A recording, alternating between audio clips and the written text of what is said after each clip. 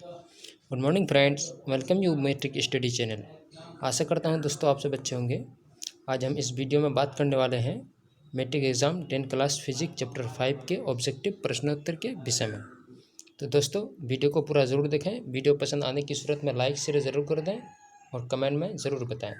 नए दोस्तों से रिक्वेस्ट है कि वीडियो शुरू होने से पहले चैनल को सब्सक्राइब कर लें और बेल आइकन पर क्लिक करके नए वीडियो का नोटिफिकेशन प्राप्त करते रहें।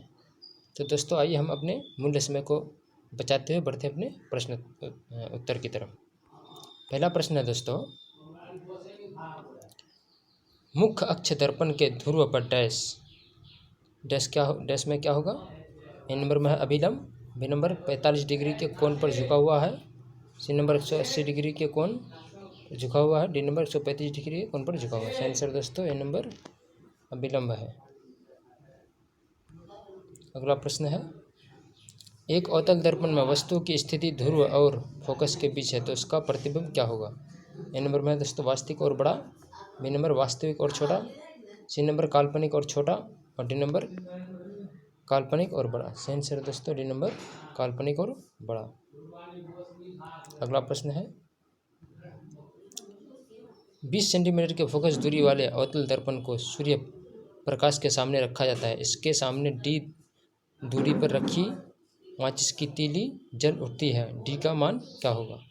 ए नंबर में दोस्तों 20 centimetre, B number 10 centimetre, C number 5 centimetre और डी नंबर 25 सेंटीमीटर। सही आंसर दोस्तों ए नंबर 20 सेंटीमीटर।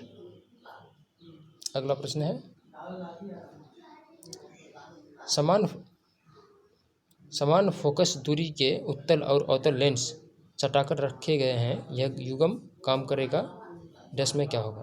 तो ए नंबर में है दोस्तों उत्तल लेंस की तरह, बी नंबर अवतल लेंस की तरह, सी नंबर कांच के आयतकार सिल्ली की तरह और डी नंबर प्रिज्म की तरह। सही आंसर दोस्तों सी नंबर कांच की आयतकार सिल्ली की तरह। अगला प्रश्न है, आई बराबर आर नहीं लागू होता है।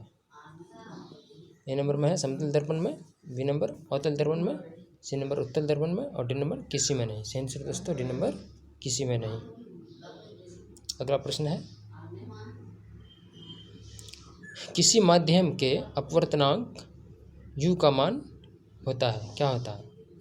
नंबर में है sine I by sine R, B number sine R by sine I, C number sine I into sine R, D number sine I divide sine R. सही आंसर दोस्तों A number sine I by sine R. अगला प्रश्न है, cinema के पर्दे पर किस प्रकार का प्रतिबिंब बनता है। ए नंबर में है वास्तविक प्रतिबिंब, बी नंबर आभासी प्रतिबिंब, सी नंबर दोनों, सही नंबर सभी उत्तर सत्य है। सही आंसर दोस्तों ए नंबर वास्तविक प्रतिबिंब। अगला प्रश्न है, प्रतिबिंब की ऊंचाई और वस्तु की ऊंचाई के अनुपात को कहते हैं। ए नंबर आवर्धन, बी नंबर सर्वर्धन, सी नंबर प्रवर्धन और डी नंबर इनमें से कोई नहीं। सही आंसर दोस्तों ए नंबर आवर्धन। अगला प्रश्न है, प्रकाश क्या है। ए नंबर में है कणों का प्रभाव, सी नंबर आंखों को प्रभावित करने वाली ऊर्जा, सी नंबर तापक्रम बढ़ाने वाली ऊर्जा और डी नंबर इनमें से कोई नहीं। सही आंसर दोस्तों बी नंबर आंखों को प्रभावित करने वाली ऊर्जा। अगला प्रश्न है, मुख्य अक्ष के समांतर चलने वाली प्रकाश की किरणें अवतल दर्पण से परावर्तन के बाद मुख्य अक्ष के एक बिंदु से होकर गुजरती है। इस बिंदु को दर्पण का डैश क्या कहते हैं। ए नंबर में है दोस्तों वक्रता केंद्र कहते हैं, बी नंबर प्रकाशीय केंद्र कहते हैं, सी नंबर फोकस कहते हैं और डी नंबर इनमें से कोई नहीं। सही आंसर दोस्तों सी नंबर फोकस कहते हैं। अगला प्रश्न है, किस दर्पण का दृष्टि क्षेत्र बड़ा होता है। ए नंबर में अवतल दर्पण का, बी नंबर समतल दर्पण का, डी नंबर उत्तल दर्पण का और डी नंबर परवलयिक दर्पण का। सही आंसर दोस्तों सी नंबर उत्तल दर्पण का। अगला प्रश्न है, गोलीय दर्पण की फोकस दूरी उसकी वक्रता त्रिज्या क्या होगी। ए नंबर में है दुगनी होती है, बी नंबर आधी हो जाती है, सी नंबर चौगुनी होती है और डी नंबर इनमें से कोई कथन सत्य नहीं। सही आंसर दोस्तों बी नंबर आधी हो जाती है। अगला प्रश्न है, कौन सा किरण आरेख सही नहीं है। ए नंबर में है 30 degree by 45 degree, B number 30 degree और सी नंबर 30 डिग्री 30 डिग्री। तो दोस्तों इसका सही answer C number D number में है। ए और बी दोनों गलत है। अगला प्रश्न है, सूर्य से आने वाला प्रकाश पुंज कैसा है? ए नंबर में है अपसरित प्रकाश पुंज, बी नंबर संसरित प्रकाश पुंज, सी नंबर समांतर प्रकाश पुंज और डी नंबर सभी उत्तर सही है। सही आंसर दोस्तों सी नंबर समानांतर प्रकाश पुंज। अगला प्रश्न है, कांच या पानी में प्रकाश का वेग डैश में क्या होगा? ए नंबर में बढ़ जाता है, बी नंबर घट जाता है, सी नंबर कोई परिवर्तन नहीं होता और डी नंबर सभी कदम ठीक है। सही आंसर दोस्तों बी नंबर घट जाता है। अगला प्रश्न है, प्रकाश के अपवर्तन के कितने नियम हैं? ए नंबर में है 1, बी नंबर 2, सी नंबर 3 और डी नंबर 4। सही आंसर दोस्तों बी नंबर 2। बढ़ते हैं अगला प्रश्न की ओर। अगला प्रश्न है, तेल लगा कागज होता है?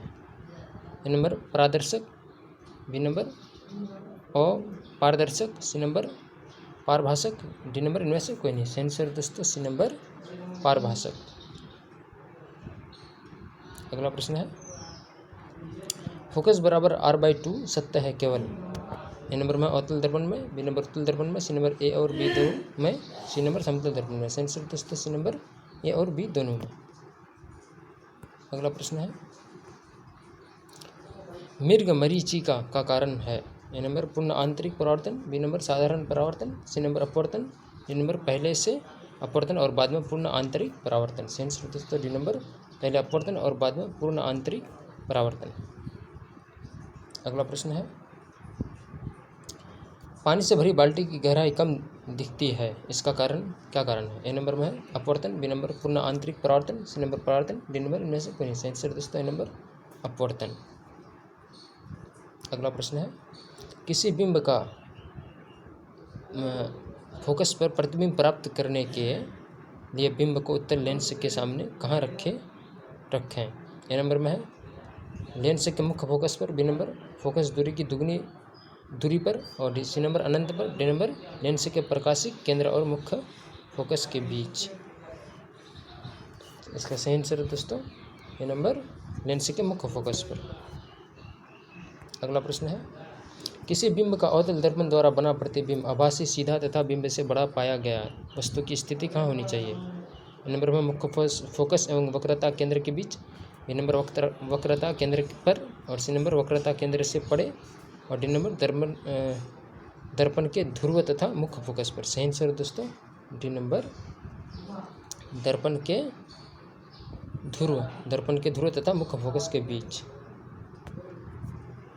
तो ये था दोस्तों 10 क्लास फिजिक्स मैट्रिक एग्जाम के ऑब्जेक्टिव प्रश्नोत्तर। दोस्तों तब तक के लिए मुझे दीजिए इजाज़त, मिलते हैं अब अगले वीडियो में। आप अपना बहुत सारा ख्याल रखिए। धन्यवाद।